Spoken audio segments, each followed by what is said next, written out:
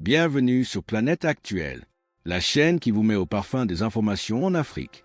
Et si l'élection présidentielle de 2026 au Bénin se jouait bien avant les urnes, et si tout reposait sur un nom encore discret, mais de plus en plus présent dans les débats, Romuald Wadani, derrière l'image du technocrate calme se cache peut-être un projet politique capable de redéfinir les priorités du pays.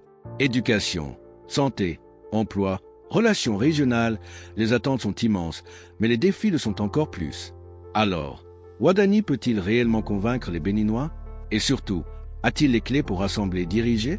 Dans cette vidéo, on décrypte ce qui pourrait tout changer. Like, abonne-toi et active la cloche de notification pour rien rater. Santé, agriculture et artisanat, il faudrait qu'il s'attarde là-dessus. Selon vous, ces éléments pourraient l'aider à convaincre les Béninois sur sa vision à lui pour ce septennat qui va démarrer après l'élection du président de la République. Je vous pose la même question. Quels sont ces éléments sur lesquels Romuald Wadani doit insister, M. Sopetan, pour convaincre les Béninois lors de la campagne électorale ou des campagnes électorales? Oui, à mon sens, pour vraiment convaincre, pour vraiment aller dans le sens de gouverner ensemble. Après avoir dit que oui, on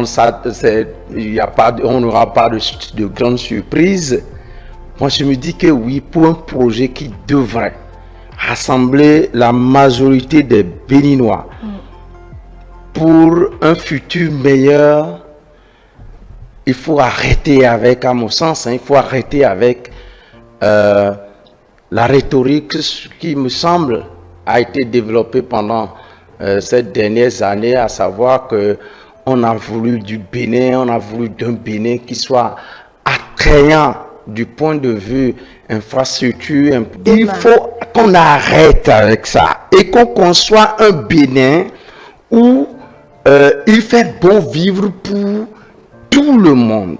Et pour que ce Bénin, pour qu'on ait ce Bénin-là, quels sont les piliers qu'il faut toucher?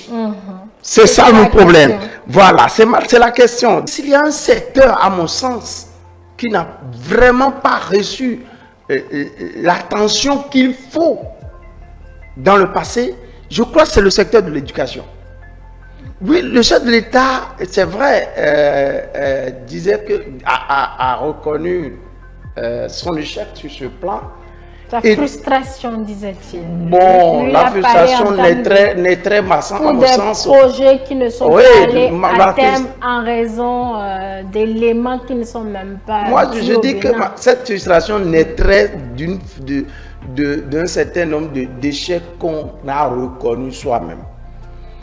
Et donc, je me dis que pour que Wadani puisse réussir sur ce pan, il faille véritablement mettre l'accent sur l'éducation, les moyens qu'il faut.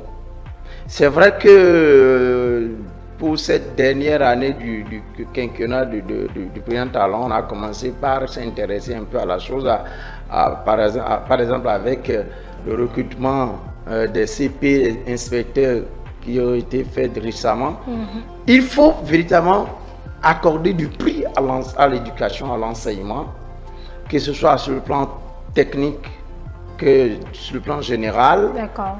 Il faut véritablement faire en sorte que les produits qui sortent de l'école puissent être à même à exercer des fonctions et qui traduisent une vision émergente pour le pays. Il faut aussi travailler à ce que les couches les plus vulnérables bénéficient de l'attention de leurs dirigeants. Quand on a parlé du projet Arche, c'est un noble projet, mais qui n'est vraiment pas aussi allé à un rythme souhaité. Et que le nouveau régime devrait s'atteler à ce que ça aille de l'avant et que ce soit généralisé. À mon sens, il faut aussi, quand on parle de projets de société qui se veut véritablement ambitieux, moi je pense que Innocent Godonou a évoqué un secteur très important.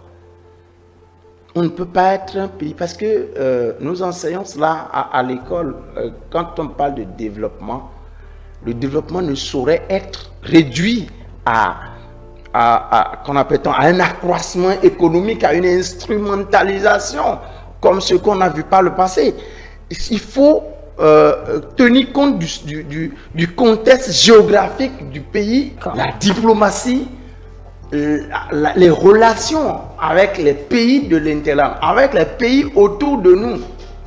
Moi, je pense que ça doit être fondamental aussi de ce qu'on devrait travailler. On doit arriver au pouvoir, travailler à ce que le peuple du Niger et le peuple du Bénin, le peuple du Burkina Faso et le peuple du Bénin, les dirigeants du Bénin et les dirigeants de l'AES soient des dirigeants qui collaborent dans une parfaite symbiose à travailler à ce que nos relations soient désormais plus saines et profitables aux deux pays. Qui pourra aborder tout ça dans un programme de société? Est-ce que ce n'est pas plus des questions de politique et de relations internationales qu'on gère au cours du mandat? Je l'attends par exemple dans son discours qu'il dise qu'il travaillera à améliorer les relations bilatérales avec les pays de l'Interland. D'accord. Je l'attends par rapport à ce point-là, par exemple. Je l'attends à ce qu'il fasse en sorte qu'il y ait une décrispation de l'atmosphère politique au Bénin aussi. On peut s'attendre à ce que Romuald Wardani promette aux Béninois de faire en sorte qu'il n'y ait plus de prisonniers politiques, qu'il n'y ait plus d'exilés politiques. D'accord. Voilà. Ce sont vos attentes à vous. On finit avec vous, Monsieur Godonou. C'est vrai que vous avez commencé par la question sécuritaire. C'est extrêmement important. En fait, je voudrais surtout axer, j'attends beaucoup plus 4 axes, à savoir la démocratie, l'économie, la sécurité et la santé. Vous voyez, dans un pays, si nous voulons réellement aller loin, tout en vivant ensemble, et la question de la démocratie, nous devons forcément la repenser. Parce que le chef de l'État, lorsqu'il avait rencontré, le président Talon avait rencontré le MEDEF, il a dit à un niveau donné que pour faire évoluer les choses, pour remettre en fait le pays sur les rails, il fallait forcément faire des sacrifices. Et faire des sacrifices, c'est revenu aussi à toucher un peu nos acquis démocratiques. Aujourd'hui, je pense que 2026, pour le candidat Wardani devrait être forcément une nouvelle période de dialogue politique. C'est vrai, nous avons parlé de trêve politique, les critiques constructives.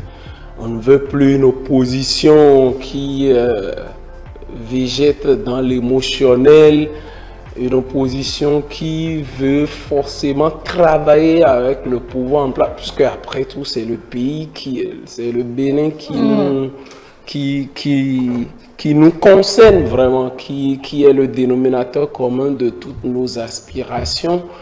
Je suis tout à fait d'accord, mais la question est tout à fait là. Le dialogue politique, quand ça marche bien, chacun joue correctement sa partition. La question de santé, je pense que c'est très important. Donc vous rejoignez M. Dafodji. Oui, il a dit à moins de coût.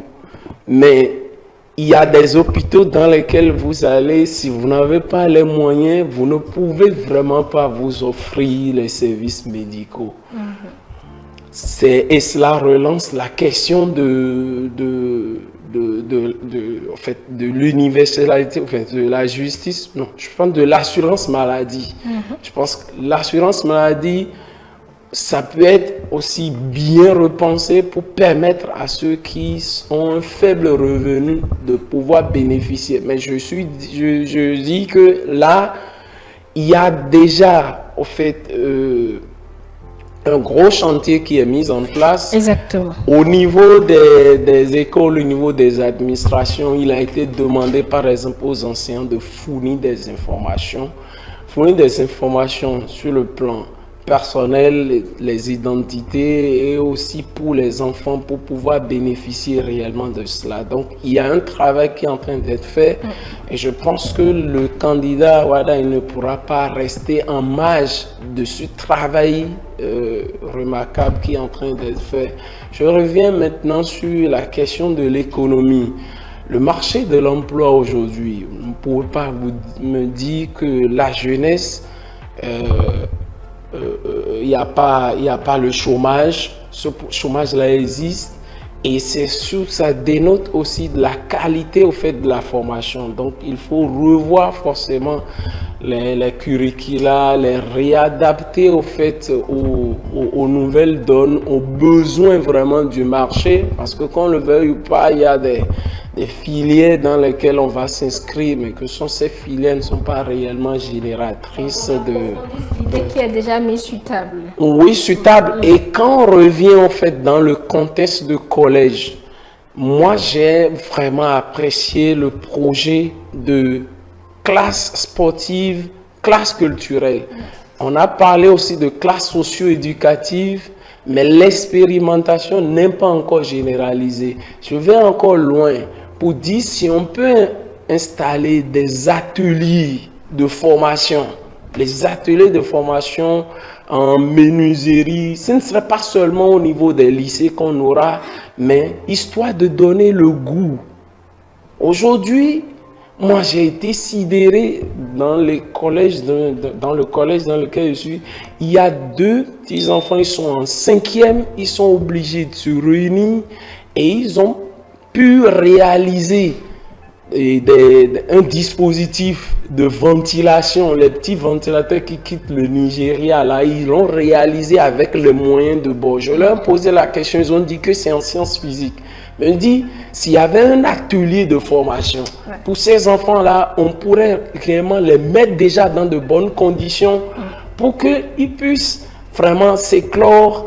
Et possiblement, s'ils ont les moyens, ils passaient aussi les concours d'entrée dans les lycées, ils vont rapidement évoluer. Donc, à côté des classes sportives, des classes culturelles, des classes socio-éducatives, qu'on pense aussi à l'installation des ateliers de formation. Je pense que là, ça doit être forcément une critique constructive que je suis en train de mettre, une suggestion qui doit forcément intéresser et le candidat de l'opposition et le candidat de la mouvance.